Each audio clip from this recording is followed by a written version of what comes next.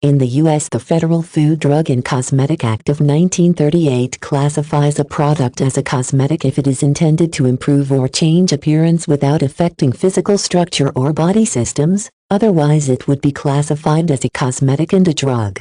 In addition to perfume, deodorant, and lotions, cosmetics include the usual array of facial makeup products. Therefore, the FD&C Act applies to liquid or powder foundation, facial powder, mascara, eyeshadow, blush, and lipstick. It also extends to the individual raw materials used to manufacture the product. It might be tempting to think that the U.S. Food and Drug Administration, which drafted the FD&C Act, monitors the inclusion of ingredients and the general safety of cosmetics before becoming available to consumers. Unfortunately, this is not the case.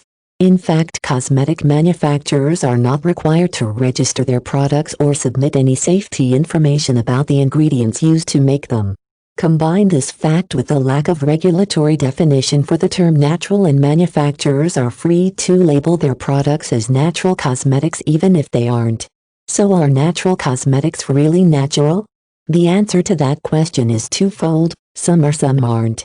Learning how to distinguish between truly naturally cosmetics and those based on artificial ingredients lies in the ability to decipher labels. First, understand that almost any natural cosmetic may still contain a small portion of non-natural ingredients in the form of emulsifiers or preservatives. In fact, most reputable manufacturers make this known by stating that the product is 95% or 99% natural on the label.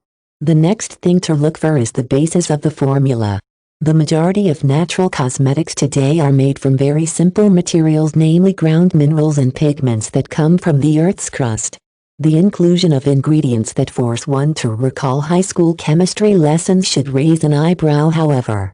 The most common ingredients to avoid are sodium lauryl sulfate, propylene glycol, diazolethinyl urea, and parabens prefixed with butyl methyl or ethyl. In addition, synthetic fragrances can be masked by simply fragrance appearing on the list of ingredients, and artificial colors will be listed as FD&C or D&C followed by a number. Natural cosmetics, on the other hand, will be void of most or all of the above ingredients. In addition to natural minerals, they are more likely to contain botanical extracts and essential oils. Finally, the order of ingredients should also be considered, since this indicates total concentration in the product.